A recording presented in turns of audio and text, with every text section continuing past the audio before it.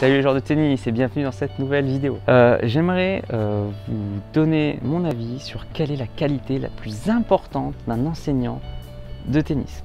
Donc si jamais vous avez votre opinion, n'hésitez pas à mettre la vidéo en pause et à mettre dans les commentaires avant que je donne mon avis pour ne pas être influencé. Ça serait super intéressant d'avoir votre avis. Donc je vous pose la question, quelle est la qualité la plus importante d'un enseignant de tennis? Professeur, DE, DES, on s'en fout.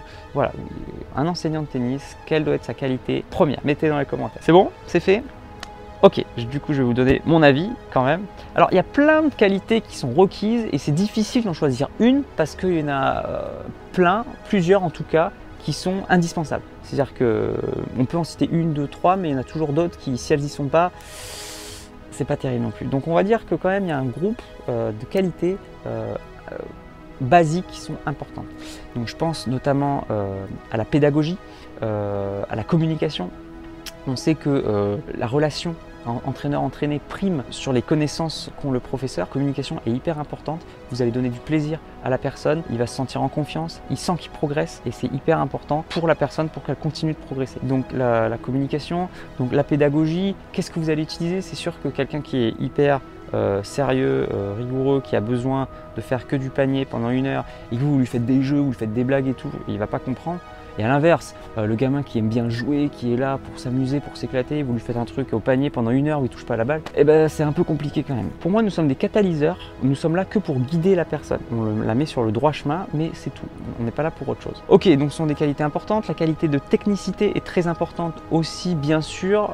C'est sûr que si l'enseignant ne sait rien du tout, c'est un peu compliqué. Quelqu'un qui n'a jamais fait de tennis, c'est sûr que s'il essaye de vous l'apprendre, ça va être compliqué. Donc c'est souvent ce qu'ils disent aussi les excellents professeurs des débutants, c'est le niveau technique. Très vite, on va avoir l'œil pour savoir ce qu'il faut à la personne, ou la faire progresser le plus, alors que le débutant, il n'en sait rien, il dit des trucs basiques, position d'attention, etc. Les meilleurs enseignants sont capables d'aller au-delà de ça, de chercher le détail. Mais finalement, c'est pas tout ça. C'est pas tout ça la meilleure qualité. La meilleure qualité, pour moi, c'est la capacité de leadership. Alors c'est un peu bateau parce que ça englobe plein de compétences, mais chacun peut être un leader de manière différente, donc il n'y a pas de compétences autres qui priment. Être un leader, ça veut dire quoi? Ça veut dire que les gens sont capables de vous suivre.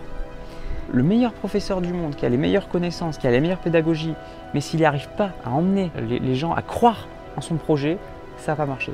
La personne au contraire qui a très peu de connaissances, mais qui fait croire à la personne qu'on va y arriver et qu'on va aller à cet endroit, et bien ça va marcher quand même. Le meilleur exemple que j'ai, c'est le père Williams, qui n'avait aucune connaissance tennistique lorsqu'il a décidé de faire des champions de tennis.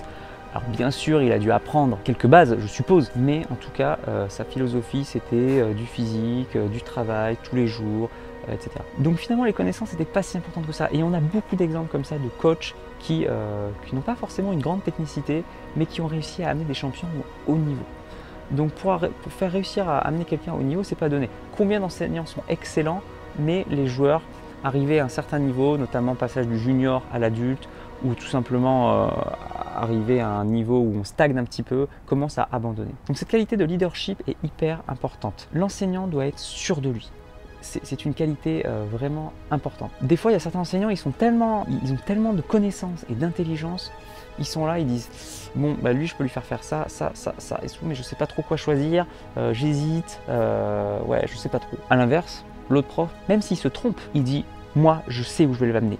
Là, je vois direct, on va faire ça et ça va marcher. Il a une telle confiance en son projet et à sa réussite que le joueur va avoir confiance en lui. Donc voilà, pour moi, c'est ça la compétence la plus importante. C'est pas être sûr de soi dans le sens avoir la grosse tête, parce qu'on peut être sûr de soi et quand il y a une erreur, bam, on change tout de suite. Non, j'ai fait une erreur, il n'y a aucun problème, on change et on passe à la suite. Il n'y a aucun problème, ça n'a rien à voir entre avoir la grosse tête et avoir... Donc c'est la confiance, mais surtout la capacité de leadership à faire adhérer au joueur le projet, à l'emmener avec nous, à le motiver, à le faire réussir, à le faire sentir qu'il réussit, etc. Donc pour moi, c'est vraiment la qualité qui prime sur les autres. Sans oublier bien sûr, comme je l'ai dit, qu'il n'y a pas que ça, il y a toutes les autres qualités qui sont importantes. Bien sûr, technique, pédagogie, communication. N'hésitez pas à en citer d'autres, parce que là j'en oublie plein. Mais voilà, donc n'hésitez pas à citer tout ça. Ça serait bien d'avoir votre retour. Dites-moi si vous êtes d'accord avec moi ou pas d'accord. On est ouvert à la discussion. Donc je vous remercie d'avoir regardé cette vidéo. Donc n'oubliez pas d'aller sur mon blog mauricefaidutennis.com, de vous abonner à la chaîne YouTube. C'est gratuit pour voir toutes les autres vidéos sur les astuces. Et moi je vous dis à demain pour la prochaine vidéo. En attendant, n'oubliez pas, allez jouer au tennis, progressez et surtout, faites-vous plaisir. Ciao!